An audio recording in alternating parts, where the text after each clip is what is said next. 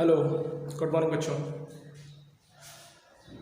Welcome back again on my channel. Okay, last video में हम लोगों ने इसी चैप्टर के अंदर रेस्ट्रिक्शन एंडोन्यूक्लियस के बारे में पढ़ा था।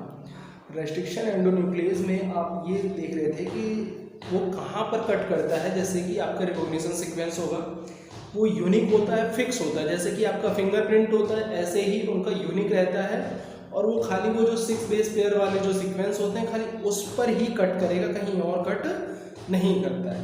ठीक है, तो आज हम लोग और एक चीज़ और थी कि मुझसे एक बच्चे ने ये बोला था कि सर पैलिंड्रोमिक सीक्वेंस क्या होता है, एक बार और बता दीजिएगा।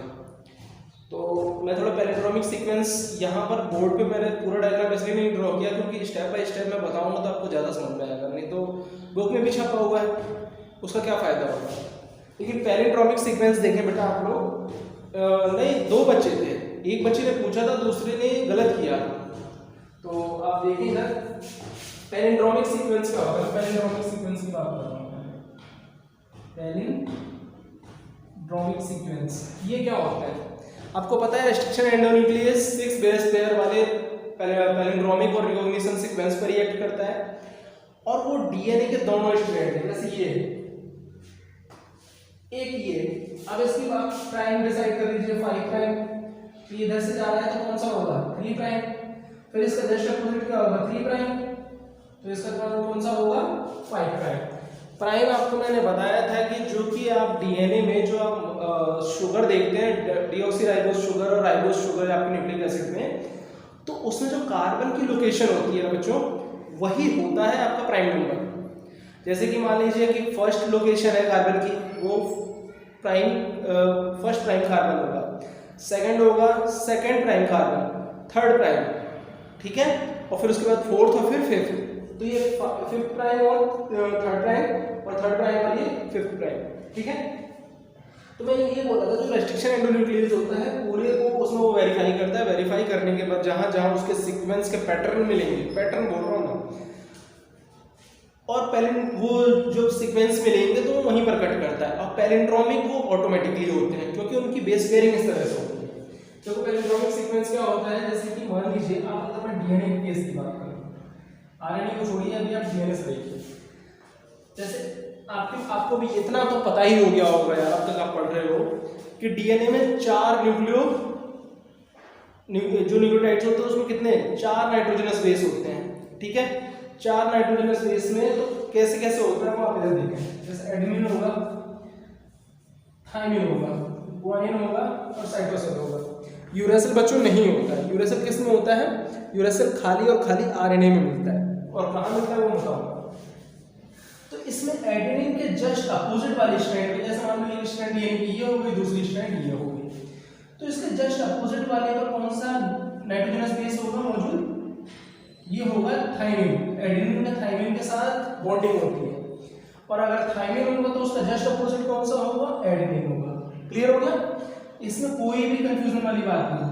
अगर ग्वानिन की देखें तो ग्वानिन के साथ में साइटोसिन का होता है, ठीक है, हाइड्रोजन बॉन्डिंग। या फिर अगर आप साइटोसिन की बात करें तो उसका जस्ट अपोजिट क्या होगा, एडेनिन थाइमिन नहीं होंगे, कौन सा होगा, खाली ग्वानिन होगा, ठीक है बच्चों। लेकिन इसमें कितने हाइड्रोजन बॉन्ड होते हैं, 3 हाइड्रोजन बॉन्ड होते हैं। जहां तक ये समझ में आ रहा होगा। तो पैलिंड्रोमिक सीक्वेंस का मतलब यही होता है कि वो सीक्वेंस ऐसे जिसमें कि उनके जो नाइट्रोजनस बेसेस हैं उसके जस्ट अपोजिट वाले होने चाहिए, उनको हम पैलिंड्रोमिक सीक्वेंस बोलते हैं। तो यहाँ तो समझ में आ गया बच्चों आपको। और यही चीज अगर आप डीएनए के इस फॉर्म में देखेंगे इस तरह से, तो यहाँ पर सपोज दैट मैं आपसे पूछूंगा, अब इसके जस्ट अपोजिट वाले में बच्चों बताओ कौन सा पैलिंड्रोमिक सीक्वेंस होगा। एडेनिन से होगा कौन सा होगा आपका थाइमिन, फिर एडेनिन आ गया, फिर इससे कौन सा होगा थाइमिन। क्लियर हो गया। फिर थाइमिन से भी कौन सा होगा बच्चों, एडेनिन। फिर साइटोसिन से कौन सा होगा, ग्वानिन। या फिर ग्वानिन से होगा कौन सा होगा, साइटोसिन। एडेनिन से कौन सा होगा, थाइमिन। और थाइमिन से कौन सा होगा, एडेनिन। और थाइमिन से कौन सा होगा, एडेनिन। क्लियर हो गया, ये होता है पैलिंड्रोमिक सीक्वेंस। अब अगर हम इस पर आ जाते हैं फिगर पर, जो कि ये आज का बहुत ही ज्यादा जरूरी होने वाला है क्योंकि जो इसका थंबनेल है वीडियो का वो इसी पर है कि how to recombine a DNA, हम डीएनए को दोबारा से फिर कैसे जोड़ें? पहले तो ऑटोमेटिकली जुड़ा हुआ आता है, लेकिन अब दोबारा से उसे कैसे जोड़ें? ये यहाँ तक समझ आ गया होगा। जैसे पैलिंड्रोमिक सीक्वेंस एक बार आप और देख लें, GAATTC अगर एक स्ट्रैंड में है डीएनए की, तो उसका जस्ट अपोजिट कोई और नहीं होगा, क्या होगा? ये होगा। ग्वानिन का अपोजिट क्या होता है? साइटोसिन। एडेनिन का अपोजिट क्या होता है? थायमिन। एडेनिन का अपोजिट क्या होता है? थायमिन। थायमिन का अपोजिट क्या होता है? एडेनिन। थायमिन का अपोजिट क्या होता है? एडेनिन। साइटोसिन का अपोजिट क्या होता है? ग्वानिन। अब इतनी बार समझा दिया, मुझे नहीं लगता कि आप कभी भूलोगे। अब सोते हुए भी आप इसे जरूर बोलोगे, पैलिंड्रोमिक सीक्वेंस ये होते हैं। ठीक है बच्चों, दोनों बच्चों जो आप लोगों ने मुझसे पूछा था, क्लियर हो गया आप लोगों को? ठीक है, अब देखिए, अब आता है रेस्ट्रिक्शन एंडोन्यूक्लियस। हमारा जो एंजाइम है ये को आ गया रेस्ट्रिक्शन एंडो न्यूक्लियस एंजाइम। ये हमारा पता है कहां पर काम करता है? इसका एक 6 बेस पेयर का सीक्वेंस फिक्स है। कौन सा है? GAATTC। कौन सा है? GAATTC। अब इसे आप चाहे इस तरह से रीड कर लो, या फिर इसका आप इधर से लिख लो GAATT और C। ये वही वाली बात है। पैलिंड्रोम का मतलब यही होता है कि आप इधर से पढ़ें या फिर आप इधर से पढ़ें, आप 5 प्राइम टू 3 प्राइम मूव करें, ठीक है, या फिर इधर से इधर आए, या फिर इधर से इधर जाए। यानी कि जैसे कि मान लो मैं इस वाले को ले रहा हूं, तो मैं यहाँ पर ये देखिए, सपोज यहाँ से आप गए इधर, तो 5 प्राइम टू 3 प्राइम क्या पढ़ रहे हैं आप? CTTAAG आ रहा है। यानी कि अगर आप इसे जस्ट अपोजिट क्या करेंगे, तो इसका कौन सा आ जाएगा? CTTAAG आ जाएगा। क्लियर हो गया? ये होता है पैलिंड्रोमिक सीक्वेंस। तो मैंने क्या बोला कि जो इको R1 है, इसका फिक्स रिकॉग्निशन सीक्वेंस कौन सा है? ये वाला होता है, GAATTC वाला। ठीक है, तो अब इसके बाद एक चीज आप और समझें कि ये कट कहाँ पर करेगा। ये डीएनए ये नहीं देखता कि ये एंजाइम ये नहीं देखता कि ये बैक्टीरिया का सीक्वेंस है या ह्यूमंस का है या डॉग का है या कैट का है। बस इसे 6 सीक्वेंस मिलने चाहिए, 6 नाइट्रोजनस बेसिस की बेस पेयर मिलने चाहिए। बेस पेयर भी समझ गए हो गया। नाइट्रोजनस बेस होते हैं, उनकी जो उनके जो जस्ट अपोजिट वाले से जो बॉन्डिंग होती है, उनको हम बेस पेयर बोलते हैं। जैसे एडेनिन और थायमिन के बीच में जो बॉन्डिंग हो रही है, हम इसे बेस पेयर बोलेंगे। अब ऐसे आप देखें कितने बेस पेयर हैं यहाँ पर, बेस पेयर भी समझ लो, आप कंफ्यूज ना हो। 1 2 3 4 5 6 यानी कि 6 बेस पेयर है हमारे पास। ठीक है, तो अभी आप ये देखेंगे कि ये कहाँ पर कट करते हैं। इको R1 ये खाली G और A के बीच में कट करेगा, चाहे वो डीएनए में कहीं भी मिल जाए। जैसे इस वाले में यहाँ पर कट करेगा, इस वाले में यहाँ पर कट करेगा। ये वेक्टर डीएनए है और ये है फॉरेन डीएनए। वेक्टर डीएनए में पहले ही बोल दिया था, वेक्टर डीएनए वो होता है जो कि आपकी जेनेटिक मटेरियल को लेके जाएगा दूसरे होस्ट में। फॉरेन डीएनए वो है जिसको कि आप उसमें ट्रांसफर करना चाहते हो। क्लियर हो गया? तो फॉरेन डीएनए कौन सा है? दूसरा डीएनए। उसमें भी देखो ये सीक्वेंस मिल रहा है ना, तो उसमें भी ये G और A के बीच में कट करेगा, जैसे यहाँ पर कट कर रहा है। यहाँ तक क्लियर हो गया? अब इसके बाद क्या होता है कि पता है कट भी 2 तरह से होते हैं, आप इसे समझ लीजिए। अभी उसको मैं बाद में कवर करूंगा। कट 2 तरह से होते हैं। सपोज दैट यहाँ पर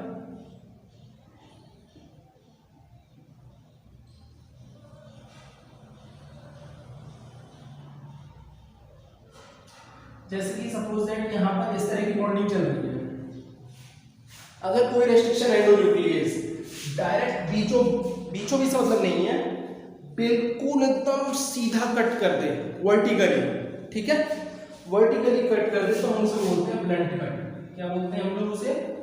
रेस्ट्रिक्शन कम्युनिटी एंड टेक्नोलॉजी में क्या बोलते हैं? ब्लंट कट बोलते हैं इसे, जो बिल्कुल बीच में से काट दे। और वही चीज उसमें कुछ इस तरह से कट हो, साइड में से आप कहोगे कि ये तो ऊपर चली रहा है, अब यहां से कट करते हैं साइड में से, तो यहां पर क्या होगा? कट करने के बाद यहां से वॉश आउट हो जाए, यहां से हम इसे निकाल दें, ठीक है। तो यहां पर अब क्या होगा? आप ये देखेंगे कि यहां पर एक कट अलग हुआ ना, जैसे कि यहां से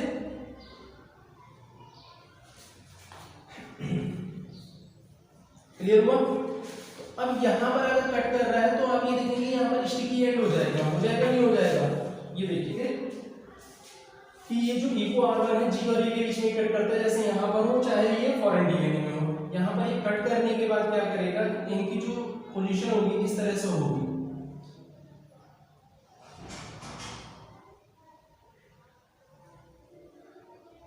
जैसे कि इनकी बॉन्डिंग पहले G और C के बीच में तो थी, अब उसके बाद क्या बचा रह गया था, T T A A, और G तो कट ही चुका था। अब यहाँ पर इस तरह से ये इनका स्टिकी एंड आपने देख लिया।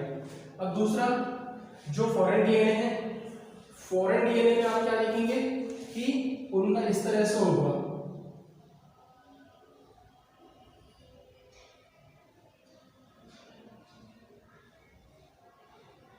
A A T T C और ये आपका आ गया G, ठीक है। ये इनका फ्री रहेगा, ये चार जो है इनके फ्री रहेंगे, इधर इनके चार फ्री रहेंगे, तो ये क्या हो गया आपके, ये हो गए आपके स्टिकी एंड। क्या हो गया, स्टिकी एंड। ब्लंट एंड ये होता है जैसे हम बीच में से काटते हैं, डीएनए दो पार्टों में ऐसे अलग हो जाए, ठीक है। ये ब्लंट कट होता है, लेकिन ब्लंट कट नहीं, हम यहाँ क्या देख रहे हैं, स्टिकी एंड देख रहे हैं। तो फिर ये उसके बाद क्या करेंगे बच्चों, नेक्स्ट स्टेप में ये रीजॉइनिंग कर लेंगे। अब ये आपस में क्या करेंगे, कंबाइन करेंगे। तो अभी आप यहाँ पर देखें,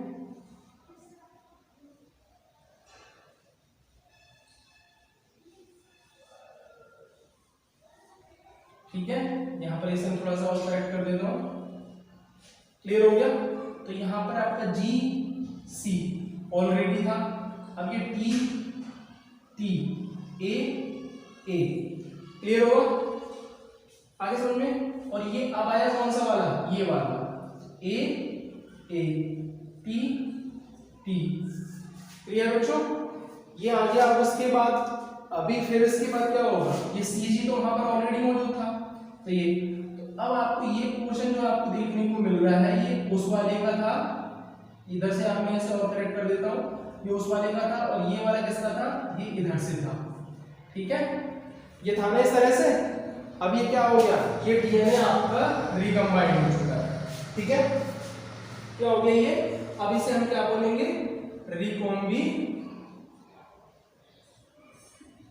रिकॉम्बिनेंट डीएनए। और ये क्या हो रहा है, ये फिगर किस चीज के लिए है, it is a figure after the action of restriction endonucleases on the DNA, ठीक है।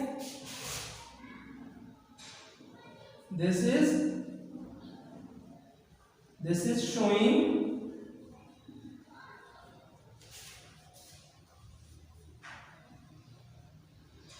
action of restriction endonuclease to recombine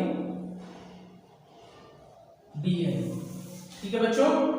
तो ये आपका क्या चीज था, ये था रेस्ट्रिक्शन एंडोन्यूक्लियस जो एंजाइम है आपका इको R1, वो स्पेसिफिक सीक्वेंस पर कट करता है, कट करने के बाद स्टिकी एंड करता है, स्टिकी एंड करने के बाद वो फिर आपस में ज्वाइन कर लेंगे, और ज्वाइन करने के बाद वो किस तरह से दिखाई देगा, रिकॉम्बिनेंट डीएनए जैसे आप बोलते हैं, ठीक है। यहाँ पर प्लस का साइन नहीं है, क्या है, ये T वाला साइन, क्लियर हो गया आपको सभी तक।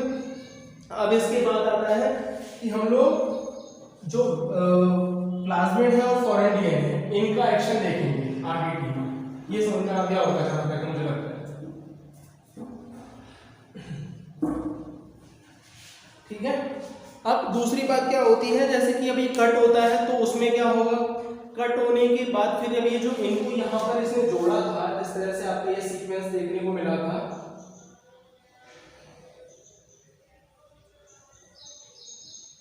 अब इन दोनों जो एंडो को यहाँ पर जो जोड़ा था दोनों को, ये किसने जोड़ा था, ये जोड़ा था डीएनए लाइगेज ने। डीएनए लाइगेज क्या होता है, ये एक एंजाइम होता है जो कि क्या, जो न्यूक्लियोटाइड्स जो कट होते हैं उनको जोड़ने के काम करता है, स्टिकी एंड, ठीक है। आपको ये समझ में आ गया। अब आता है आरडीटी में फॉरेन डीएनए और प्लाज्मिड डीएनए को किस तरह से हम लोग जोड़ सकते हैं, ठीक है। तो दूसरा वाला डायग्राम है इसका, सपोज ये वाला जो है आपका, ये है आपका फॉरेन डीएनए, और ये जो आपका आ गया, ये आपका आ गया प्लाज्मिड डीएनए। ठीक है, ये आपका आ गया कौन सा, प्लाज्मिड डीएनए। ये कौन सा है आपका, ये है फॉरेन डीएनए। डायग्राम को बच्चों जरूर बना के देखें आप, क्योंकि बोर्ड में इसका बहुत ज्यादा रोल होता है, प्लाज्मिड डीएनए और वेक्टर डीएनए। अब जो मैंने ये बोला था कि कोई भी जो रेस्ट्रिक्शन एंडोन्यूक्लियस एंजाइम होता है अपने सीक्वेंस को कट करता है, जैसे कि यहाँ पर इसको ब्लड कटता है सिस्टम इस तरह से। अब हमें इस वाले को इसमें इंसर्ट करना है, तो कैसे होगा, तो और एक यहाँ पर कट होगा इस तरह से। ठीक है, अब उसके बाद यहाँ पर आपने क्या यूज किया, रेस्ट्रिक्शन एंडो न्यूक्लियस। ठीक है, इस एंजाइम को हेल्प से आपने क्या करा, इनको कट करा, कट करने के बाद जैसे कि इसका क्या बचेगा, इस तरह का सीक्वेंस होगा, और इसका क्या होगा, ये ओपन हो जाएगा। ठीक है बच्चों, अब इसको मेरे को मार्कर दूसरा यूज करना चाहिए था, मैं दूसरा मार्कर और अरेंज कर लूंगा दूसरे कलर का, ताकि उससे आपको और इजीली समझ में आ जाए। अब इन दोनों को यहां से और यहां से, इन दोनों को कंबाइन कर लिया जाएगा।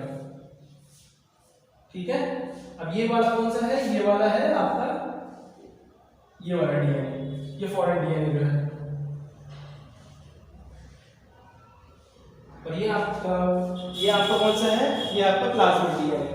तो प्लाज्मिड डीएनए और फॉरेन डीएनए को अब यहाँ पर ये किसके थ्रू हेल्प से जोड़ देंगे, इसको जोड़ेंगे बाय यूजिंग डीएनए लाइगेज। अब ये जो पूरा का पूरा ये जो तैयार हुआ है रिकॉम्बिनेंट डीएनए, अब इससे आप बैक्टीरिया में, ई कोलाई में, एस्चेरिचिया कोलाई में, अब आप इसको क्या कर देंगे, ट्रांसफॉर्म कर देंगे। ठीक है, जैसे ये आपका बैक्टीरिया है, बैक्टीरिया में क्या करेंगे आप इसे बैक्टीरिया में ट्रांसफॉर्म कर देंगे। ठीक है, और ये उसका जो भी जेनेटिक मटेरियल जो भी इसमें, और ये जो उसका सेल का जो भी साइटोप्लाज्म वगैरह होगा, ये पड़ा होगा, ये है आपका बैक्टीरिया। इसमें आप क्या कर रहे हैं, ट्रांसफॉर्मेशन कर रहे हैं। क्या कर रहे हैं, ट्रांसफॉर्मेशन कर रहे हैं। कि जब हम ट्रांसफॉर्म करते हैं कोई चीज, जैसे कि मान लो कोई जेनेटिक मटेरियल जब हम दूसरे उसमें ट्रांसफर करते हैं, तो हम उसे क्या बोलते हैं, ट्रांसफॉर्मेशन करना बोलते हैं। तो ये बैक्टीरिया में आने के बाद फिर उसके बाद ये क्या करेगा, सेल डिवाइड तो होती है बैक्टीरिया की, तो इससे 2 सेल बन जाएंगे, और इसी तरह से इसका मल्टीप्लिकेशन स्टार्ट हो जाएगा।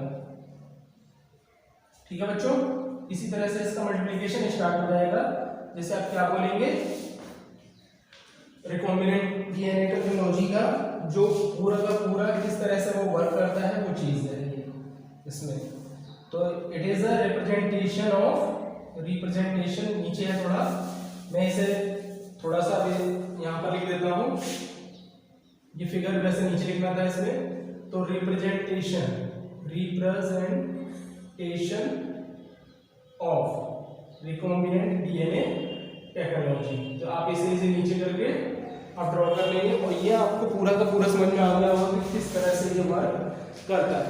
अब रेस्ट्रिक्शन एंडोन्यूक्लियस आपको अच्छे से समझ में आ गया कि ब्लंट कट क्या होता है, स्टिकी एंड क्या होता है, या फिर स्टिकी कट क्या होता है। उसे ओवर हैंगिंग एंड्स भी बोलते हैं, जो इस तरह से लटका होता है बेटा, जैसे ये तो आपको समझ में आ ही गया।